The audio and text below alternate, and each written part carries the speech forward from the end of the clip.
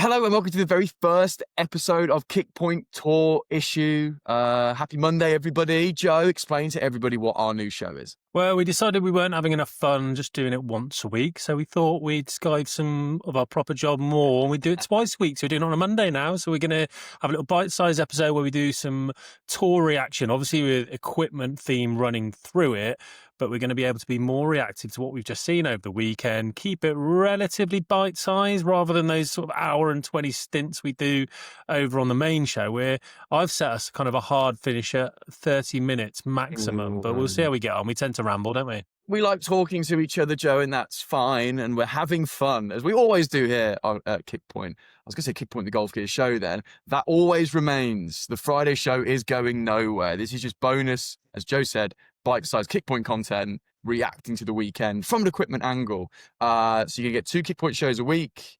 Every Monday we're going to be here in your podcast feeds, over on YouTube, wherever you like to consume our content. And Joe, I don't think we could have done this any better timing wise, because what a weekend for the tour and for equipment on tour. We've got new TaylorMade drivers hit the conforming list, Ping drivers hit the conforming list, Ping wedges hit the conforming list. We've got a mini driver to talk about, and in amongst all of that, Aaron Rye, who plays an M6 driver, went and won the whole thing. Yeah, we timed this rather well, didn't we? It's like equipment, everything came together all at once, all the moons and the stars aligned to give us something good to talk about in the first step. Where do you want to start? Do you want to start TaylorMade or do you want to start Aaron Rye? I want to start Aaron Rye and the poetry of TaylorMade popping a new driver on the conforming list a bit earlier than normal, handing it to all their tour staff, Rory McIlroy, Tommy Fleetwood, and then good old Aaron Rye, who we have done a What's in the Bag of, you can go and watch, who we really love. Wolverhampton lad from the West Midlands, going and winning it with an M6 driver,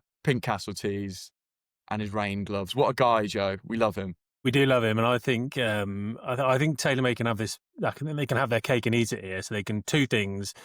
Obviously, the early adoption of the Qi4D, beyond early, sort of premature, if you like, before they were intending to even get it out there. They released that statement with, due to our athletes' demand, we needed to rush this forward, and they've kind of released it sooner than they intended, got it on that USGA conforming list because of the demand of their tour staff. So they know they've got a brilliant new product, but also winning the event and winning the 1.3 million euros or whatever it was as a driver that's, what did I say? It's 2019, 6 years old. So they could also point to the longevity of their product. So, you know, what a weekend for TaylorMade, eh?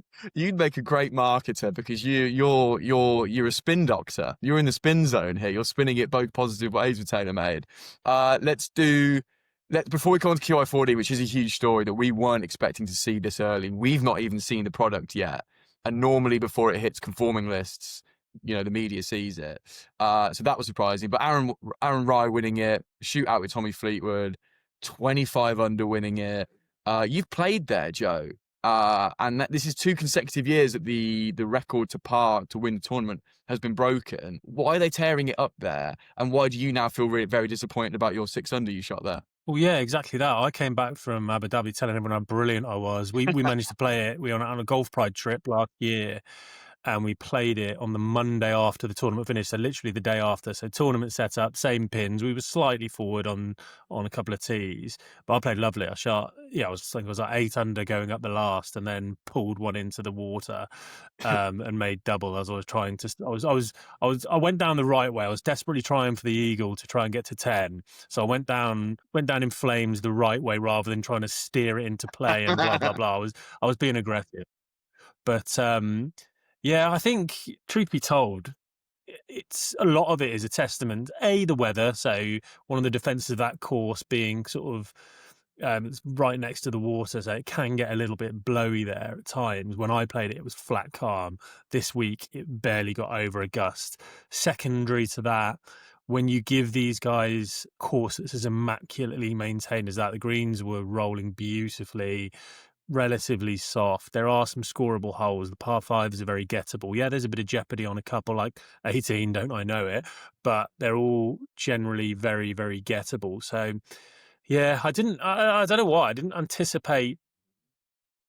It's not a bomber's course. It's long enough, but it's not a bomber's course. You look at Paul Waring last year, not a huge hitter of the golf ball. Aaron Rye, lot slower. If you saw, when he was paired with some of the bigger hitters, 15 miles an hour at times, less ball speed off the tee. So it doesn't necessarily seem to suit someone who bombs it. It seems to bring all sorts of quality players up there. Obviously, Rory was up there who does bomb it. Penge played well. Fleetwood somewhere in the middle, a shorter hitter winning. So it's a really interesting course. It was a beautiful golf course. So yeah, it was just a fascinating event. Yeah, it's brilliant. I always like watching, and the one that's coming up on the weekend, early on the weekends in November, see a bit of sunshine, see some proper golf being played. Sneaky thing you spotted in Aaron Rye's bag, which I don't think we mentioned in our main What's in the Bag we did with him months ago now. I don't want to call him frugal, but he's kind of like, he's one of us, right? He's just a club golfer who happens to be unbelievable, right? Pincastle tees, old driver, Mac wet gloves for some reason. Iron shafts as well, you spotted. He's still kind of, there's a better word than frugal, Joe. You might be able to come up with it, but he's not even got the tour issue ones, has he? No, so, well, you missed iron head covers as well. Don't forget his iron head covers. Yeah, That's a big win for the iron head cover brigade. But yeah, so we talk about the dynamic gold, true temper shaft all the time, because it seems to be in 90% of the What's in the Bags we do. That's like almost the staple iron shaft for tour, but it's always the dynamic gold tour issue X100. Now, you don't see so many of the non-tour issues. So basically, tour issue means if you go in that shaft, it's the same shaft, but it's just been through an extra, slightly better weight sorting process. The tolerances are a bit tighter, so you're not going to get a gram either way. They're all bang on. So it's just all been extra weight sorted, that extra dimension, which obviously makes sense for a tour player, and that's basically what they stock on the tour tracks. But Aaron Rye's just got the old standard retail, I'm pretty sure it's X100 rather than S3 or S4 in his irons, but with the old, it's just got a gold and black band, which is the old retail sticker, which I haven't seen for ages. Like, he's actually, it feels to me like it's harder work to get the ones that haven't been sorted out as much, because obviously all the tour vans will be stocked with the tour issue stuff. So how on earth he's ended up in the retail or the non-tour issue version, I have no idea, but it's so on brand for how sort of humble and frugal he is, like, as you said. Brilliant spot from you, and well done to him. Love seeing him win, and yeah, from an equipment perspective, just quite poetic on TaylorMade's big weekend. Not that I don't like new equipment or want to see the new equipment do well. I do think there'll be some mustache twizzling from the folk who think that new drivers don't do anything. Watching a man with an M6 win it, they'll be very, very happy indeed, won't they, Joseph? Yes, good twizzling there. Right, come on, Qi4D is the big story. We didn't expect this to hit the conforming list this time last week. They did it because players wanted it in the bag as soon as possible, or so TaylorMade say. I'm being pessimistic there. I think they did, because it clearly went well for a few of them. McIlroy driving it pretty well all week. Fleetwood being, for Fleetwood, I know he's in good nick, but to be there or thereabouts, get a playoff with a brand new driver in the bag first week suggests we might have a winner here with TaylorMade. Anyway, Joe, you want to hear your impressions on it coming fairly early this year and what you saw? We've got to be really careful about what we can and can't say here, because the product is under embargo, and I've heard there's an embargo on the embargo date, which is new for both of us as well. But there is information that is publicly available on the USA conforming list. Our friends at SMS, Getty Images. What are your impressions? Yeah, I think if we stay away from tech, which neither of us know anything about because we haven't seen the product yet, we're absolutely fine. We're just commenting on what we're just commenting on what we've seen. Yeah, I think it looks nice. It's slightly darker in the crown, isn't it? There's some images I've seen where it's got kind of almost like a coppery tinge to the carbon effect. So it's sort of a dark black with a little copper tinge. And I think one of the rings I saw on the back, I don't know if this was a tour-ishy thing, had a slight bit of blue to it. But yeah, I mean, it looks really good. One thing I did notice, I mentioned to you actually, and I saw this on SMS on Tour, who do a great job covering that kind of stuff, was the face on Rory's driver was a lot lighter than the face that everyone else seemed to be playing, including Tommy Fleetwood. So he had a lot of like white accents on the score lines. And this isn't a new phenomenon. So Scotty Scheffler, last time around with QI10, or last time around, if you go and look at any images of Scotty's driver, his driver face, it's still blue, but it's a much more lighter, vibrant blue than the retail version of QI10, and in fact the version that Rory McIlroy has, and a lot of the other QI10 players. It's a lot lighter. So I think he just wanted the face to pop a little bit more. And our colleague Sam Diath, actually, he played with, I won't say it who, because we don't want people to be giving away inside information, but I believe Rory had a good bit of input into what he wanted to see on the new driver. And I think one of the things he didn't love about QI35, despite it being a really good driver, one of the things he didn't love was that you couldn't see enough loft because the face was very dark. So I'm wondering whether this is just a very specific, in the same way that Scheffler had it done for his QI10, whether this is a very specific Rory face. It won't be any difference in terms of performance. It would just be a slightly different aesthetic, would be my hunch. Now, I've seen on the forums and I've seen in the comment sections on that SMS on Tour, people saying, oh, Rory's gone for a titanium face because he must hate the carbon. And I don't see that. I think that's probably utter nonsense. Willing to be proved wrong on that, and if I am, then No, Joe. absolutely fine. But we can tell people from the information from the USGA conforming list they have carbon faces. That's okay. Well, that's interesting. Publicly available. Well, that would make perfect sense. And also, it's got carbon written on it. So if they wrote carbon on that, that would just be a lie, and that wouldn't be very nice, would it? Yes, so he's gone in the core model again. They're not come up with a name for that yet, and that's fine. And we're going to keep calling it core, and then they're going to have to get over that. Tommy went in LS, and there'll be a max model as well, again according to the USGA conforming list. One thing I spotted, or one of our colleagues, I can't remember, or someone online that I'm going to claim as my own idea and thought, is I love the positioning of the T-bug on the sole. Very central, quite large, just quite pretty, Joe. I'm big tick for me on that one. Yeah, if we're talking marketing, it's spot on. I already saw some really great imagery of Rory on the follow through, and it just sort of pops out. It's almost like 3D, just pops out of the screen. It's dead center. It's really good marketing. And I think. Do you mean 4D? Because it is a more subdued. 4D? You said Qi4D there. And very good. Sorry, Dan. 4D, good. That's exactly what I mean. I mean 4D. Yeah, but because. I guess back in the day when they used to release the white drivers, that was great because the identity was so clear on the TV. Oh, that must be a TaylorMade driver. It's white. Even last year with QI35, it was a much lighter colour than most of the other drivers on tour, so you could spot it. This one's a bit more in line with colorway wise the mainstream, if you like, most of the other products out there. So having something like that just to help it pop on the TV is probably a good idea for them. But yeah, another thing I saw with Rory, and I mentioned this to you before, is he went straight, not only did he go into the driver, he went into the 3-wood and the 5-wood immediately, which we speak about all the time on the pod. Like 3-wood and 5-wood in particular, really tough clubs to get right. And when players do, which Rory obviously did because he had that QI10 3 and 5 in there for ages, you've just got to like wrestle that out of their cold dead hands. They're so volatile, they're so keen to get that right. So for him to go not only straight into the driver, but also the 3 and 5 wood, that's a really good sign for TaylorMade, I think. Yeah, great spot. We talk about all the time how hard it is and how good QI10 was. Trotty and Adrian Reekbell, when we spoke to them, just said, yeah, that was also a really good one. So it looks to be a positive start for TaylorMade. Like they get a lot of early coverage. 6 out of the 8 staffers this week were in the new driver already. One of those who hadn't switched being Roman Langasque, who we know, Joe, having interviewed him at the Belfry this summer, is notoriously tricky to get out of his little original Stealth, was it? I was going to do an accent then, I'm not going to. It's the original, right? It was the original Stealth, but the accent you were going for was his little baby driver, because he grips down, it hits his little baby driver, doesn't he? So I wouldn't look too much into that because he's a slow switcher anyway. So yeah, great start for TaylorMade. And according to my theory, Joe, which on the podcast that came out on Friday that I spoke about, when we spoke about 2-year cycles of manufacturers, and it feels like every other year is a hit for TaylorMade is a key example of that.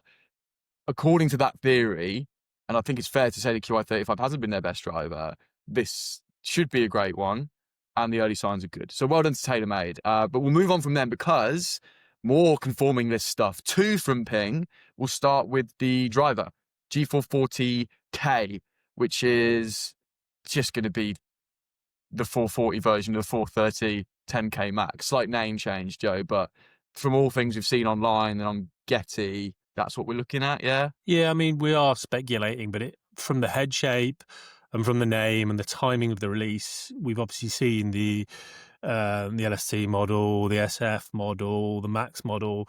So that's what they did last time round, and then they released the 10K a little bit further down the line. So this feels like it's again, we're just pure guesswork here, but this feels like it's the newer version of the G430 Max 10K, which I absolutely loved, which is an absolute humdinger of a driver. I thought it was the driver of the year by a mile. I'd never seen anything that stable, that didn't produce excessive spin, that was still playable for someone with speed. Now, coincidentally, I probably should have fact checked this, but it just popped into my head, and I think I'm right. Ben Griffin won last night out in the US, and he's a Max 10K player. So Interesting. again, that just gives credence to how we know that driver, even though it's designed for just maximum forgiveness and playability and help everyone, it's still capable of sustaining the speeds and quality of the best in the world. It was just a brilliant driver. So on the back of that, I'm really excited to see how they've moved that on. That's something that's it's an open slot in my bag, the old driver, Dan, and that's something that I'm really intrigued to see whether might fill it. Well, I've got an eyebrow Are you raised. twizzling your moustache? I'm twizzling my moustache now, and my eyebrow is raised. We'll keep track of that next year, won't we? Two things on that from me. First, and correct me if I'm wrong here, but for me, looking and not looking close enough, but the Ping Max, the G430 10K Max and this G440K is coming, feels like it's the most played 10K model plus on tour. You don't see many of the TaylorMade guys in it. Or did Callaway even have one? Like, a lot of tour players are taking this Ping one on, which is impressive, right? Yeah, I mean, it's not huge. I think the bulk of the staff would still be in LST, but there's certainly, I could think of a handful of players who've been playing, Ben Griffin probably being the main one, who've been playing the Max 10K. Yeah, it's probably almost certainly the 10K driver that's had the most tour usage. You're absolutely right there. Secondly, then, I want to speculate, and this is pure speculation, on why it's just K and not 10K this time. One reason being, I think when they first introduced it, the idea of 10K MOI we hadn't got our heads around that yet, or the general public hadn't, and now we're aware of it, so they're thinking maybe let's get rid of that to clean it up a little bit. I'm going to speculate that it might be way over 10K, and therefore they don't want to call it Max 10K. They're like, actually, it's huge. I'm going to speculate that you're wrong there. Do you want me to advance on that? I'd like to, yeah, because I'm gonna come back one more time on that. So, go on. Well, I think there are, and I'll need to again double check this, but from presentations I've seen and stuff I've heard within the rules, I think there's maximum levels of MOI that you can't exceed. And there's ways around it. You can sort of kind of say we've got this MOI on the y-axis and this on the x-axis, and never the two shall meet. So I don't think you can.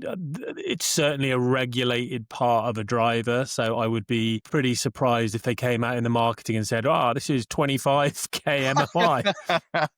Well, my rebuttal to that, and the reason I'm speculating this, is I've seen a driver that I can't talk about that is touching 13K, and that will be coming out next year. So that's all of them. So there'll be something on that that's circumnavigated the rules around horizontal MOI versus which axis it's on. I'll be fascinated to hear the story on that when that comes out, because there'll need to be a very quantifiable reason that it's exceeded that 10K number from my memory of last time around. So that'd be fascinating to hear. One for us to get stuck into on the main show, isn't it? How fun. MOI chat.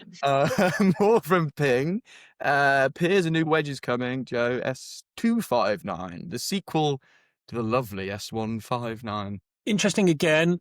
I was thinking about this when I saw that picture. I've never played a Ping wedge. I've tested them, I've tried them, etc. Seems to be interesting since probably the Ping I2, which was like a hugely iconic wedge, changed the design.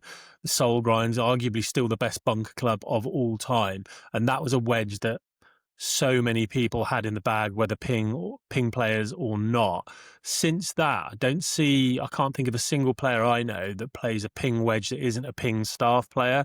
So it's not just part of their contract to do so.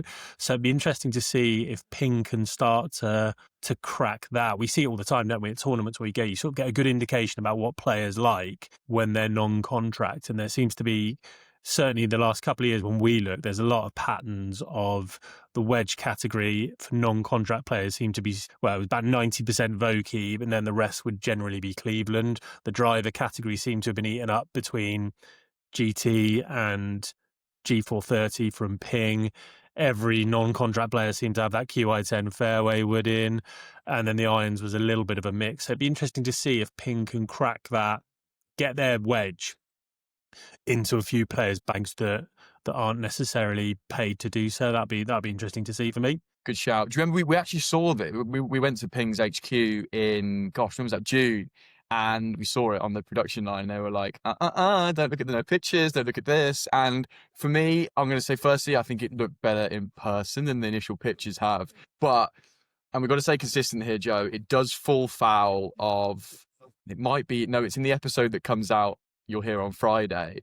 So we're going to preempt this. But the sort of rule that we're coming up with, that wedges just need to be cleaner. Please make them cleaner. And I think this falls a little foul of being a bit too busy. It's close. There's just a black line on the back that I saw there. I don't know whether that's pure decoration or whether it's got a CG or vibration dampening proposition to it. Who knows? We'll have to find out. But yeah, in terms of the aesthetic for me, early doors, it does fall a little bit foul of that line. But yeah, we'll see. We'll see. Lest we judge, Daniel. Knowing Ping, mate, and we know Ping. I've seen him twice now. I like the cut of their jib. Things only happen on golf clubs if they have a practical purpose. So it will. I'm almost certain of that. So that was Ping appearing on the conforming list and at TaylorMade's. One more for you, Joe.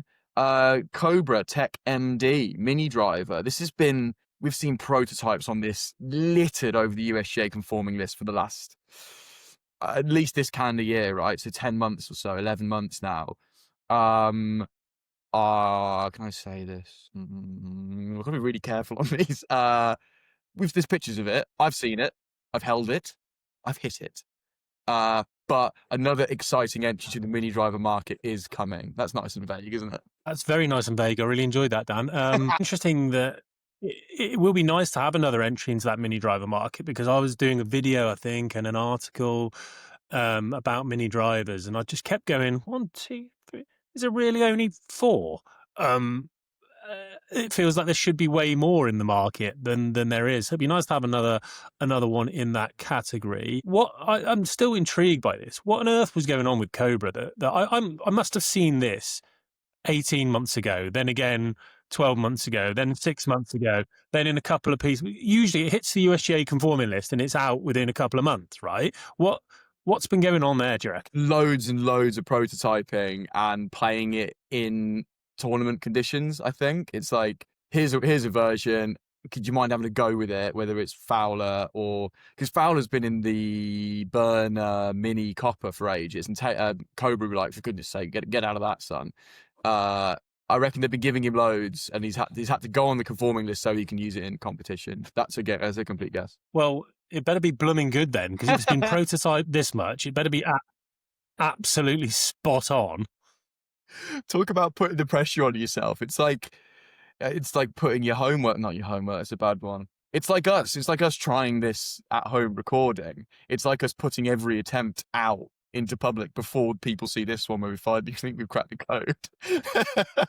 Which, heaven forbid we did that based on some of the nonsense we've been through just to get to this stage, Daniel. I think we first plugged this show in because we had the idea and got it sort of approved by everyone we work with in April, maybe. I was watching an old podcast the other day and we were like, Monday show's coming soon. So yeah, sorry about that. But we're here now, Joe. We're here now. Can I talk about something else, Dan? Yeah. Blade putters, where are they? I don't want to act like the prophet here, but I mentioned this a while ago, and I said in a year or two's time, we're going to be looking back and going, what were we doing making these small little blades that wanted to rotate massively away from square and didn't have any forgiveness and blah, blah, blah, blah, blah. And all the Scotty Cameron Newport guys, all the old-fashioned blade guys came for me in the comments. Well, let me give you some numbers here, and this is going to come out on a social bit as well somewhere else, I think. At the Ryder Cup, 24 players, only 3 in blade putters. Less than 25% of the wins on the PGA Tour this year have come with blade putters. What were the other stats I saw? There were some absolute humdingers. Basically, and look down the list at the Abu Dhabi Championship. Like, you have to go an awful long way down that list to find a blade putter anywhere. And And, you know, I get it. People are romantically attached to the idea and they think these blades look a bit nicer. And that I've never thought that, but I get why people do. But you just can't stand in the way of progress, Dan. As soon as you get something that's easier to use, that's more forgiving, that's going to stay online better, the people whose livelihoods depend on it are going to vote with their feet. That's what's happened. I'm absolutely right. And I think that's a great place to end the show, with me just being right about everything. All right. Thank you, Prophet Ferg. I had more to say, Joe. We've not hit our half-an-hour limit yet. Should we fill? I'm only joking. Phil, in between his reference there for everybody. Another equipment story, and we must credit our friends at SMS on Tour, because they do a lot of heavy lifting, Joe. We appreciate them, don't we? And if we don't, they will find me. Golf Pride. Have you? And there's a great social clip you did on this, with a bit of a poke at me, which is fine. We're all having fun. How often do you see, Joe, 100% coverage of one piece of equipment on tour? Caveat being, not everyone had 14 Golf Pride grips, but as you rightly point out in the social video, you can go find on our Instagram handle at Kickpoint Golf. Everyone in Abu Dhabi this week had at least one Golf Pride grip. And I saw one comment on this social thing that was like, oh yeah, but don't they just get, firstly, actually, aren't they paying them? And secondly, oh, they just get them for free. Correct people on that, because it is a momentous thing, I think, to have 100% coverage. Yeah, pretty big. And like, I hope it's not misleading, because like, as you rightly pointed out, not every grip there was Golf Pride, but to have every single player in the field with at least one is fascinating. And yeah, to correct that, they've never paid a player a penny to use their grips. They're just that good, and they've got that much of a stranglehold on the market that's the case. And if you're talking about, are they just giving them away for free? Well, yeah, they are. They stick them in the tour vans, but so do Lamkin, so do Superstroke, so do Ionic, so do all the other grip companies. The players still have their free choice of what free grips they're going to use, and they're generally leaning towards Golf Pride, right? Generally, there's a lot of it. Can I ask a question? I hope you have the answers to this, because I don't want to embarrass you, Mr. Prophet. Which one's Tommy got? Which club's Tommy got the Golf Pride on? Because I thought he was an Ionic man. Yeah, someone else said that in the comments. So he's Ionic in his irons, which is only, I think, about 6 or 7 of his clubs, because he goes, I think he's like 5, 6, 7, 8, 9 in those P7TWs. But then he's in the Golf Pride BCTs, the full chord Tour Velvets, if you like, in all of his woods and all of his wedges. Right. So I think so people always think, oh, he's Ionic. Well, I think more clubs in his bag than not are actually still Golf Pride. I think I remember hearing that he actually, I could be wrong here, but I think he went into the Ionics because they're a little bit softer than the corded Tour Velvet, for example. And he's such a grafter, and he was such a practicer back in the day. And most of his practice, when you see him with his little planemate thing, is done with his 6, 7, 8 iron. So he wanted something a little bit softer on the hands, because if he was doing the amount of practice he did with like Colin Morikawa's lunatic grips of those Z chord, full chord Z chords, then he would be down to the bone on his hands by this point. So I can see where he was going with that. Spot. Well done, Golf Pride. And that is near our 30-minute limit, Joe. This feels about right for Kickpoint Tour issue. Like, I think I've genuinely run out of things to say. One thing I do want to say is, if you made it this far, thank you for a start. What do you want to hear on this show? Like with our Friday show, I'm going to come up with a better name for that. I guess that's the Golf Gear Show. And while this is a gear show, it's tour issue, it's an offshoot of that. Anyway, with the Friday show, we've crafted that around your comments, what you want to hear, what you don't want to hear. So absolutely the same for this tour issue show. What do you want to hear us talk about? Let us know down in the comments, DM us on Instagram. You can comment on Spotify if you're listening there. Joe, that's all I want to say about that. We're just getting going with this. This is our first take. Well, actually, it's our second take, Tech Issues, but it's our first published episode of this, and we want to keep this going, don't we? So we want to hear from people. A couple of big lies in there, Dan. This is about our 50th take. Remember that horrendous day last Friday when my internet kept collapsing. This is not our second take, people. We've worked very hard for this. So be kind in the comments, share it, just help us out because we've worked really hard to get to this stage. Dan, shall we tease our little upcoming trip? Oh, that's a good shout. Speaking of Golf Pride, we're heading on a fantastic trip with them to go and see some new product to Joe, Pinehurst. That is pretty cool, and we're going to make some fun content there. Yeah, look out for that. So we're going to do we're playing number 2, which is going to be really fun. So obviously the US Open course is a cool little par 3 course that a lot of you might know called the Cradle. We're going to do some content from that. Yeah, we've got some fun stuff coming up with that. Some cool people there. So we might hopefully do some collabing with some good names and yeah, bring you some fun content. And what I can do on these Monday shows now is plug the Friday show. So that's going to come every week as normal. And for those who've stuck around for this long, we batch record them, hence why we're doing this more reactionary show on a Monday. And we've already done it, Joe, and it's a cracker where we invite Adrian Rietveld back onto the show from an interview you did with him, sort of lost in the archives of our trip out to Carlsbad in the summer. We've unearthed it, and it's a cracking half-an-hour chat more broadly about sort of life on tour, really, as a club fitter. Yeah, we get, I think it was just the premise of that chat was I just got a load of questions that had come in from that either come up through our conversations that we didn't know the answers to, or had just come in from other people. And I just bombarded him with a load of questions. And he, obviously being really smart and experienced, had all the answers. And it was a lovely chat. Very huge juxtaposition with our chat with Trotty, wasn't it? We had this sort of sit down with Adrian, the calmest, most ASMR style voice of a human you've ever heard, nearly like interesting, but like puts you to sleep by how relaxed and yeah, calm it all is. And then Trotty came in like the Tasmanian devil and just didn't know where we were. It was it was cool, wasn't it? It was a good little day, that. Good little day. So that's coming up on Friday. And that's it from the first ever episode of Tour Issue. Hope you enjoyed it. Again, please comment what you want to hear. We've got through it, Joe. The tech think has worked. I've not edited it yet, so we'll find out. But yeah, thank you for getting involved. It's kind of your suggestions that brought this show to life because you wanted to hear some more relevant topical stuff. So thank you for that. Keep the comments coming. We'll be here on Friday as normal, and then we'll see you again next Monday reacting to the end of season showdown out in the desert. Joe, thank you for your time as always. Thank you for persisting. We got there, buddy. We got there. We'll see you next time. So yeah, see you on Friday, and thank you very much. Bye-bye.